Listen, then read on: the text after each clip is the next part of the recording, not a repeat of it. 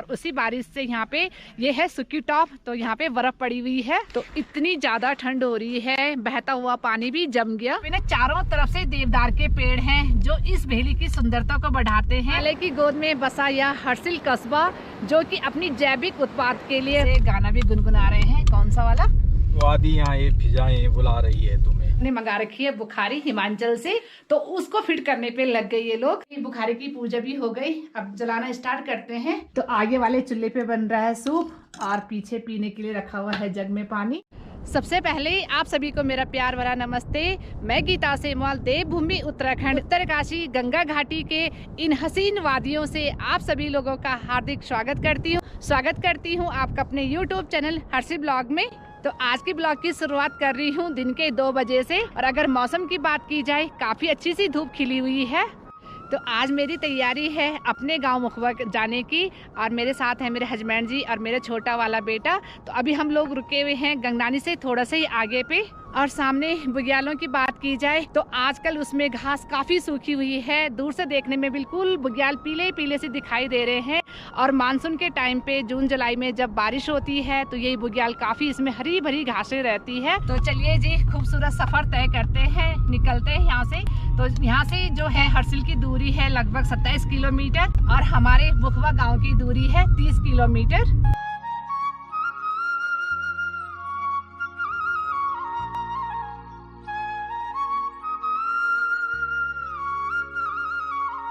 चलिए जी, जैसे जैसे हम सफर में आगे बढ़ रहे हैं वैसे वैसे हमें बर्फ भी दिखाई देने लग गई है। और अभी 2-3 दिन पहले हल्की सी बारिश हुई और उसी बारिश से यहाँ पे ये है सुकी टॉप, तो यहाँ पे बर्फ पड़ी हुई है।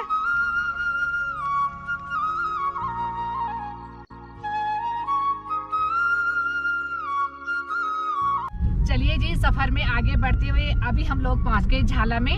तो आजकल गंगोत्री धाम के कपाट बंद हैं, तब भी काफ़ी टूरिस्ट हर्सिल वैली में घूमने आ रहे हैं। और आजकल ना गाड़ी भी काफ़ी सावधानी से चलानी पड़ती है, क्योंकि जहाँ पे धूप नहीं आती जिन बैंडों में, तो वहाँ पे बिल्कुल पाला ना बिल्कुल कांच बना हुआ है, तो गाड़ी ऐसे में स्लिप होने का बहुत खतरा होता है। तो बिल्कुल गाड़ी को बहुत सावधानी से चलाना पड़ता है।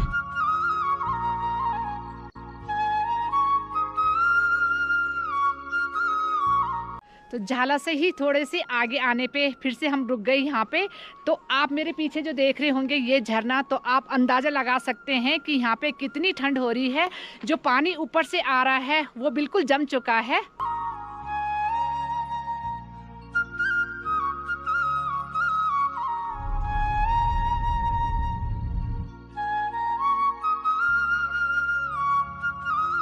तो अभी हम पहुंचने वाले हैं हर्सिल में। तो यहाँ पे ना चारों तरफ से देवदार के पेड़ हैं जो इस भेली की सुंदरता को बढ़ाते हैं, और यहाँ पे आके ना अलग ही सुकून मिलता है।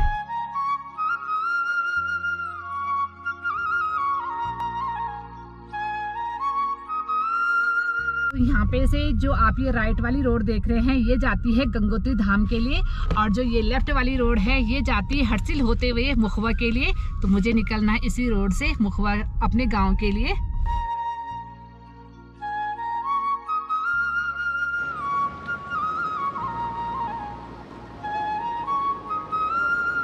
तो चलिए जी, अभी हम लोग पहुंच गए हर्सिल में। हिमालय की गोद में बसा यह हर्सिल कस्बा जो कि अपनी जैविक उत्पाद के लिए बहुत ही विख्यात है। यहाँ पे सेब, राजमा, आलू बहुत ही अच्छी पैदावार होती है और देशों विदेशों तक यहाँ से जाता है। यहाँ के बर्फ से ढके हुए पहाड़, देवदार के घने जंगल और माँ गंगा भागीरथी कलकल करती हुई इस हर्सिल वैली घाटी की सुंदरता को और ज़्यादा बढ़ाते हैं। तो थोड़ी देर हर्सिल रुकने के बाद अभी हम लोग निकल गए अपने गांव मुखवा के लिए। और मेरे हस्बैंड जी ना बर्फ की पहाड़ियां देख रहे हैं और वैसे से गाना भी गुनगुना रहे हैं। कौन सा वाला? ये वादियाँ ये फिजाएं बुला रही है तुम्हें। ओह,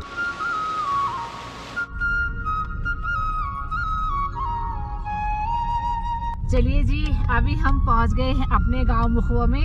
और सामने आप देख सकते हैं माँ भगवती गंगा जी का मंदिर, और ये है मुख्य द्वार मुखवा का, और सामने ही है यहाँ पे पार्किंग। तो अभी मेरे हस्बैंड जी गाड़ी को पार्क कर रहे हैं।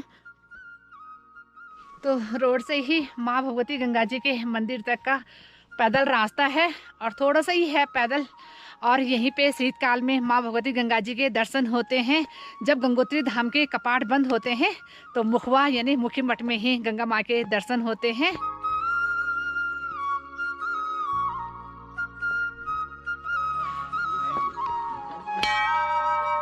चलिए जी, अभी मैं पहुंच गई माँ भगवती गंगा जी के प्रांगण में और यहीं पे हम लोगों की जो थात होती है, जो चौरी होती हैं, सबसे पहले माथा टेक लेती हूँ और फिर माँ भगवती गंगा जी के दर्शन करती हूँ।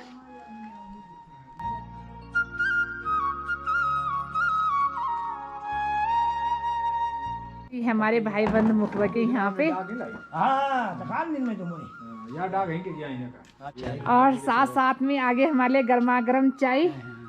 खुश रहो। मंदिर में चाय पीने के बाद अभी निकल रही हूँ घर के लिए, लेकिन ना काफ़ी ठंडा हो रहा है, जिस वजह से कि मैंने टोपी वगैरह भी पहन ली। मंदिर तो अभी बंद है, पूजा के टाइम पे ही खुलेगा। पहले घर होके आती हूँ।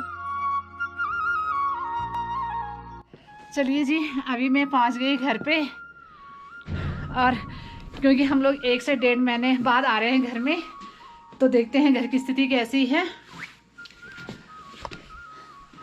वैसे गंदा तो नहीं होता है क्योंकि हम लोगों ने चारों तरफ इसमें ग्लास रूम बना रखा है और ऐसे मेरे हस्बैंड जी लास्ट टाइम आए थे तो बिल्कुल सोफे वगैरह ढका रखे हैं। जैसे ही अभी हम घर पे आए ना तो हमारे गांव का ये डॉगी, इसने पता नहीं कहाँ से देखा कि हम लोग पहुँच गए और ये भी बैठा हुआ है तब से, तो इसको अभी खाने के लिए रस दे रहे हैं और खा भी रहा है ये।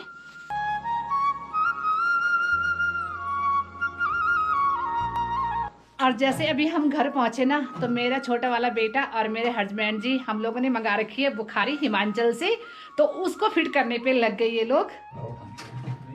और इसके ना बुखारी के ये अलग अलग पार्ट्स हैं, तो मेरा छोटा वाला बेटा इसको फिट कर रहा है। तो जहाँ से बुखारी का पाइप बाहर निकालना है वहाँ पे कांच लगा हुआ था, तो अभी मेरे हस्बैंड जी लोगों ने कांच को निकाल दिया और बिल्कुल गोलाई में उसको काटना पड़ रहा है।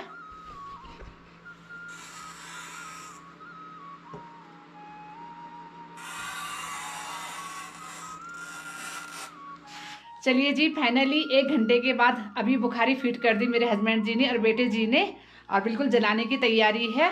और उससे पहले थोड़ा सा बुखारी की पूजा करती हूँ।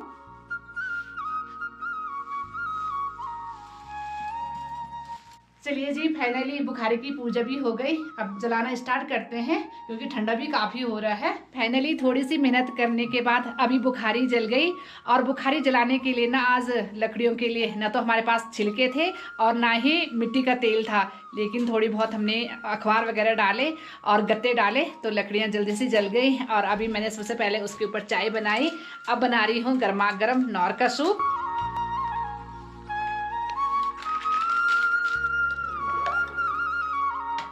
आहा, पहली बार बुखारी सेक रहे हैं ना तो बहुत आनंद आ रहा है। बिल्कुल दूर से ही इतने गाल गर्म हो गए, एकदम लाल लाल से। और ये वाली बुखारी जो है हम लोगों ने हिमाचल से मंगाई, तो इसके बारे में ज़्यादातर मेरे को तो पता नहीं है, मेरा बेटा बताएगा।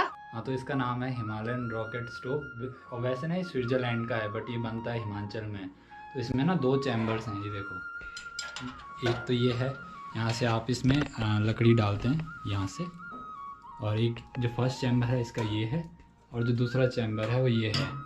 इन दोनों में खाना बनता है और यहाँ से हम जो है लकड़ी डालते हैं और इसको बंद कर देते हैं ऐसे। यहाँ पे मेरे हस्बैंड जी भी बैठे हुए हैं, काफ़ी खुश हो रहे हैं।